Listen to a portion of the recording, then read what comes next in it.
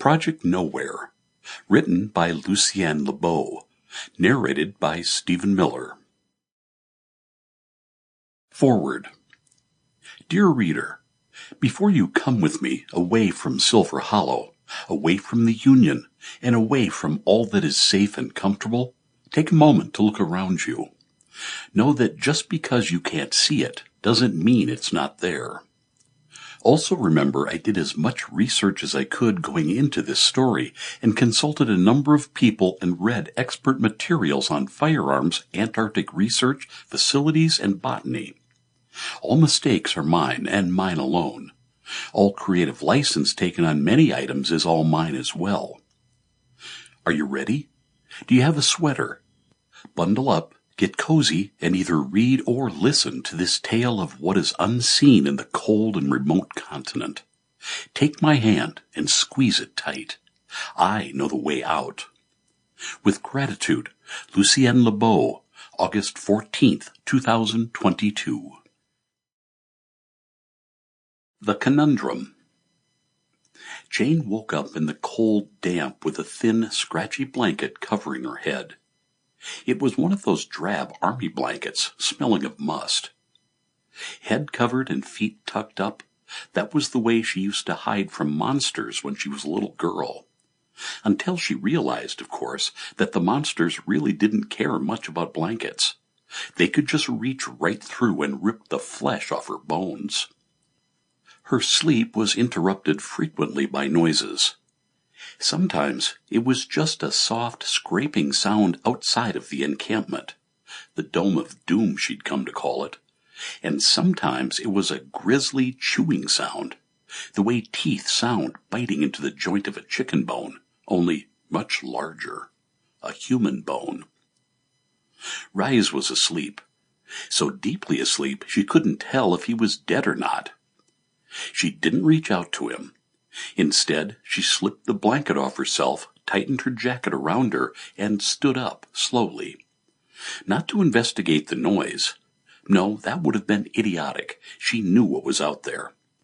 Nothing but death and a thick slab of ice and snow. Heading over to the hot plates in the small chamber that now housed only two of them, she noted with a grimace that there was hardly any coffee left, and wondered how they went through it all so fast. There would have been plenty of explanations to be made if they got out of it alive. They'd make it out alive, right? She shook her head as if to clear it, then realized that they'd have to survive this. Their communications with the home base were down, so they'd be rescued at any time. Any time, right? She set the tin of coffee down and went back to her spot next to Rice. He snorted and turned over, draping one moderately heavy arm over her. She sighed and pulled up the scratchy blanket from hell and listened to the scraping and chewing sounds just outside the compound. This wasn't what they promised when she signed on. Jane thought back to home, to her comfy, renovated farmhouse with a huge back garden. A garden full of her pet projects and a tall, lush greenhouse that stayed warm even in the coldest winter. She closed her eyes and remembered just what J.P. said to her when she agreed to the project. "It'll be 6 months and 6 people, myself included," he'd said.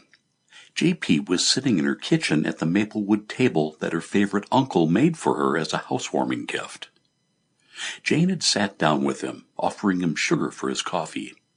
He gestured a no thank you and poured some cream instead. "And you selected me based on my past work or my current work?" Jane asked. "Both, actually," J.P. said. He gave her a small smile.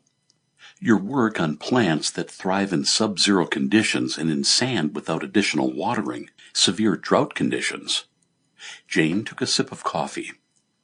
"I didn't know anyone outside of botany was paying attention." "Well, we are," he said with a chuckle. "There's quite a bit of buzz about your hybrid plants and their nutritional value.